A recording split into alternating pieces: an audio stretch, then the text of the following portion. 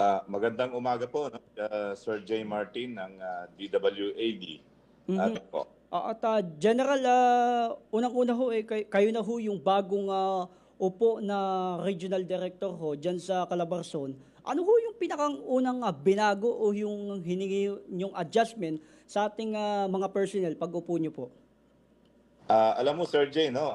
Sa ating pagkakatalaga bilang acting regional director ng PRO4A, ang una-una nating ipinaalala sa lahat ng ating mga kapulisan ay ang, of course, kahalagahan ng disiplina, integridad at malasakit sa serbisyo. Hindi agad pagbabago ang naging focus natin, kundi ang pagpapatibay ng mga umiiral na magagandang tema at pagtiyak sa pagpapalakas sa professional Mhm. growth at development ng bawat kasapi ng PRO4A. Yan po ang inuna natin na Sir Mhm. J. Martin. General, ano ho yung magiging tatak na, kumbaga sa inyong pamumuno? May bago ho ba tayong marching order pagdating ho dun sa sinasabing disiplina sa hanay ho ng ating kapulisan dito ho sa Calabarzon, General? Of course, Sir J, no, ayon sa alinsunod sa ating Chief PNP's focus agenda, no, kaya naglunsad po tayo ng PRO4A BEST. Mhm. Yan po yung Bravo Eco Sierra Tango, yan ay best service for a better community, no. Mhm. Yan po ay kailangan ang kapulisan natin ay laging maging be visible, laging nakikita sa kalsada sa lansangan. Mhm. At sila or kami ay dapat na we engage immediately with caution. We serve together, kasama na po ang publiko, community, at eventually, yan po ay magta-transform ng trust sa ating citizenry. Layunin natin magkaroon ng kapulisan na mas makikita, mabilis tumugon, nagkakaisa sa paglilingkod, at higit na pagkakatiwalaan ng publiko. Yan po ang ating mandato po at ano sa PRO4A, Sir Jay. Mhm. General, bilang kayo ho yung bagong regional director, may mga balasahan ho tayo o revamp ba tayong aasahan ho sa mga provincial at gayon din ho sa mga city director sa mga susunod na araw, General?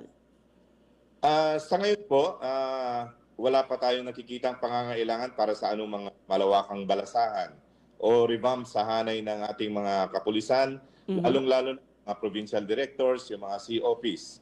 Ang ating priority ay mabigyan sila ng sapat na panahon Mhm. upang maipakita ang kanilang, of course, ang kanilang performance sa pamumuno at maayos na pagpapatubad ng kanilang mga sinumpa tungkulin. Yan po, Sir Jay. Mhm. General, dumako naman ho tayo dito sa sinasabing accomplishment o yung sinasabing operational accomplishment ho. Gayon din, kumbaga sinasabi ho sa seguridad. Ano ho yung pinakang malaking huli, kumbaga huli nyo hong accomplishment ng Calabarzon nitong nakarang linggo na talagang naramdaman ho ng publiko, General? Sir Jay, nakita kong may unang-unang may impact na naging operational accomplishment natin ay yung pagkakahuli natin sa 4 na miyembro ng robbery group Mhm. ni alias Kulot, no, Wilson Fernandez. Yan ay nangyari noong July 11 sa Cainta. Sa tulong na rin ng management ng OSAVE convenience store na i-report sa atin. Kasi ang grupo na yan ay nangunguha ng mga electronic cash processing machines. Kaya sila po ay ating nahuli sa pamamagitan ng pagkikipagtulungan at impormasyon galing po sa management ng OSAVE convenience store. Mhm. Yes, General, pagdating naman ho dun sa sinasabing mga illegal na droga at loose firearms ho, dito sa Calabarzon, ano ho yung mga naging score card ho natin? Masasabi ho ba natin na humina na ho yung operasyon nitong mga sinasabing sindikato, General? Hindi naman po humina, kundi siguro naging agresibo lang tayo ang PR4A. Mhm. Um, sa ating datos, sa pagkakatalaga natin noong July 10, tayo ay nakapagtala ng 188 police operations laban sa illegal na droga. Ito ay nagresulta ng pagkakaresto ng 280 suspects, pagkakakumpiska ng mahigit 7 million pesos halaga ng illegal na droga kumpara sa nakaraang 7 araw. Tumaas po ito no, ng 19% sa Mhm. operation. 44% naman po sa mga naaresto at 75% sa halaga ng nakumpiskang droga. Mhm. Bukod dito, nagsagawa pa rin tayo ng 34 na operation sa firearms, nagresulta ng pagkakaresto ng 32 na suspects at pagkakaaresto at pagkakakumpiska ng 34 na baril. Yan po, Sir Jay. At General, hindi ho natin may tatanggi yung kumbaga, mabilis yung paglago ng Calabarzon. Kasabay niyan ho din yung sinasabi nga pagtaas ho ng cybercrime at gayon din ho sa mga online scam. Paano nyo ho ito ina-actionan na General? Alam mo, Sir Jay, ang tugon ng PRO4A dyan, no? Pinalakas natin ang ating cybercrime prevention. Ito ay sa pamamagitan ng, of course, awareness campaigns, no? Cyber safety tips, social media engagement, at mas mahigpit na coordination sa PNP Anti-Cybercrime Group at sa iba pang ahensya at pribadong sektor. Yan po ang ating ginawa, Sir Jay. Oo. Pagdating naman ho dun na General sa mga most wanted person o yung mga sinasabing matatagal nang nagtatago sa batas, ilan na ho ba yung neutralize o naaresto ng Police Calabarzon ho sa ilalim ng inyong pamumuno, General? Isang linggo pa lamang tayo, Sir Jay, no? Pero patuloy nating pinaigting ang pagtugis sa mga most wanted persons at ibang wanted persons. Sa ngayon, nakapagtala tayo ng nakapag-aresto tayo ng 319, kabilang ang 25 regional level most wanted person, 30 level most wanted person ng probinsya, 39 city or municipal level most wanted person, at 175 other wanted persons.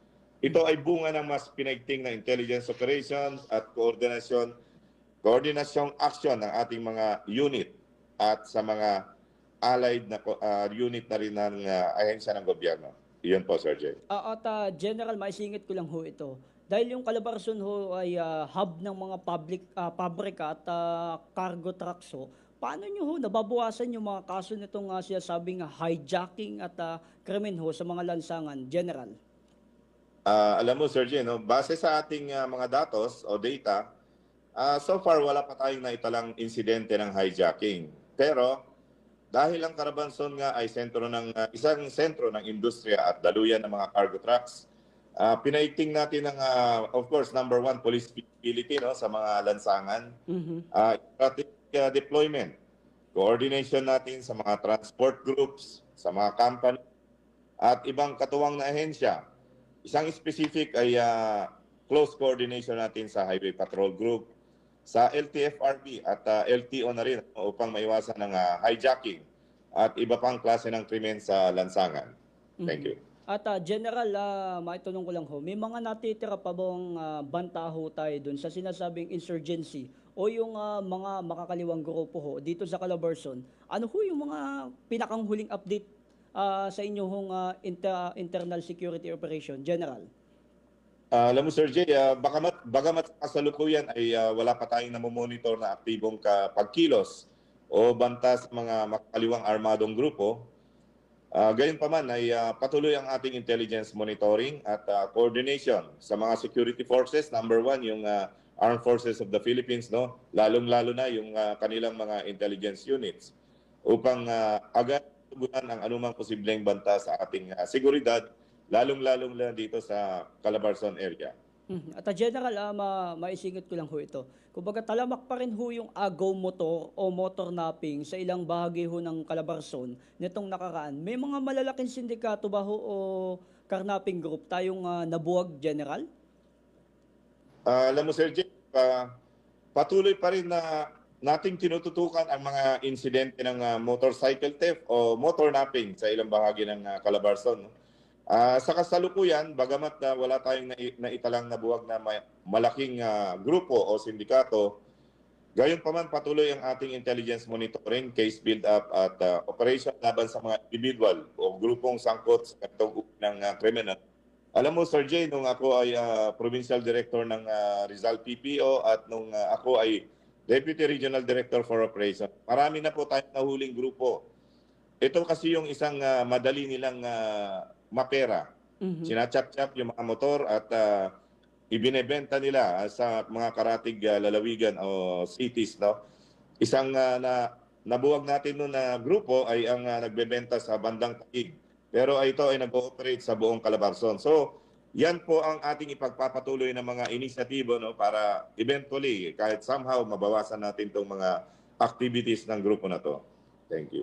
At General, matanong ko lang din ho, anong mga probinsya ho dito sa Calabarzon, yung sabihin na ho natin yung hotspot o madalas hong nakawan ng motor, ano ho yung ginagawa ng mga local police natin dyan ho sa Calabarzon? Alam mo, pinaigting natin, may tinatawag tayong Bisita Alpha o kaya ay yan ay aming proyekto o aming programa, no? Ang pagbisita at pag-inspect ng ating mga kapulisan sa mga talyer at junk shops upang matiyak ang kanilang pagsunod sa batas at matukoy ang anumang hinalang aktibidades, no, activities, no, at para ma-report na rin sa atin yung mga pinagsususpetsahan nila. So, meron po tayong coordination sa mga junk shop owners.